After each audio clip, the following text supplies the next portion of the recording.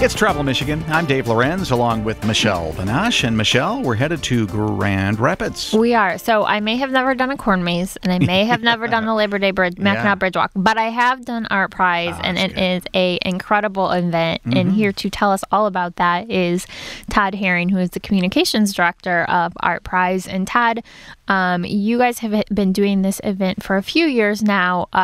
Tell folks what they can expect when they come to Grand Rapids. Well, ArtPrize is the world's largest art competition, and what they can expect is essentially an urban environment overflowing with art. It comes out of everywhere, so any space in the 3 square miles of downtown can be a venue, and on the front end, back all the way in April when we started registration for this year's event, it's open to everyone. So anyone over the age of 18 can enter into ArtPrize.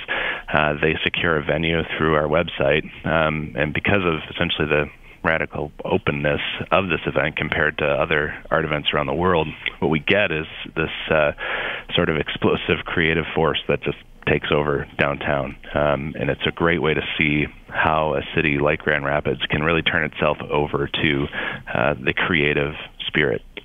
Well, wouldn't this be described as kind of a juried show? Because if I understand it right, you take all these applications from all over the world and various artists who tell you what they want to do. Some of it they actually almost perform there and create on site, and some is created in advance. So it's kind of a juried show, isn't it? There's 2 components to it. So we have the first one is that we do a public vote. And how ArtPrize works, there's 3 things that make us unique.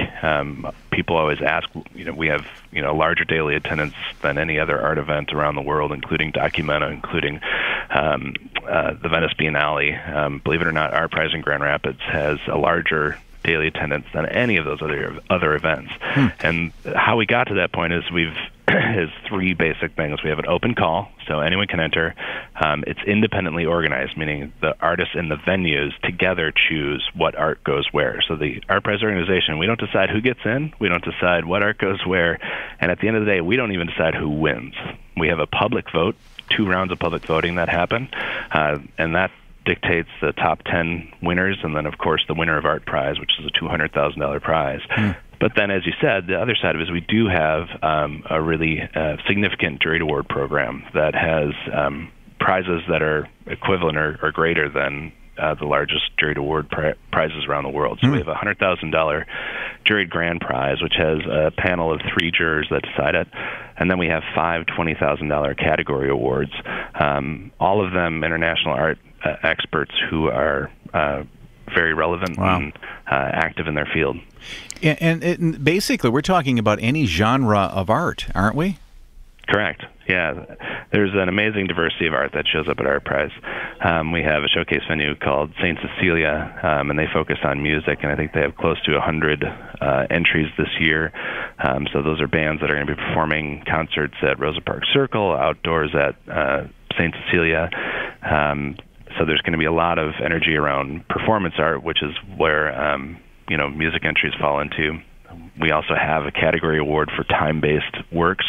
Last year, the iconic Lights in the Night, where 10,000 paper luminaries were launched from downtown, was something that people love to debate whether that was art or not. If you were down there, at the very least, it was an incredibly special moment for our event and for Grand Rapids. And we expect to have similar exciting, thrilling, highly unexpected things happen this year at ArtPrize as well. Talk a little bit about, you mentioned the public voting, who can vote, how they can vote, where they can vote. Great, yeah. Anyone over the age of 16 can vote at ArtPrize, and there's really 2 ways to do it. You can download our mobile app, and that's good for iOS, Apple devices, or Android devices. And once you're downtown within the 3-mile district and you open the app, it automatically recognizes that you're there and registers you to vote. The one key to vote at ArtPrize is you have to visit the event, and so you have to register to vote while you're physically present here. And we do that because we believe that one important component of judging art is actually seeing the art. Yeah, so we have to make sure that you're here. So the app does that, or you can visit one of our voting sites. We have voting sites all over the city. And if you go to a voting site, you check in there. You need a government ID, and they will give you once you check in, they'll give you a free map. You can purchase our event guide and wristbands, and you can even start voting there. But you'll be able to vote at home on your own computer or with any smartphone. You can also text in your votes. So once you're registered to vote, you can send any vote code that you'll see on artist labels around town to 808080, and get the votes in that way. Of course, all that information is available on our website, too. Is it one person, one vote, or do you get to vote, I like that one, and I like that one, and I like that one? Great question. In round one, you can vote for as many pieces as you like. So round one starts at noon on September 18th, and then it goes all the way into September 28th. So you have 10 days to vote for any of the pieces that you like. So you just vote a thumbs up for anything that you think is good. Then on September 29th, on the Sunday at 1 p.m., we do our top 10 announcement. So the top 10 top 10 entries are announced, and then in round two from September 29th at 2 p.m. until October 3 at midnight, that's when you can vote on just one of those top 10. So round one, vote on as much as you like. Round two, you pick one of the top 10.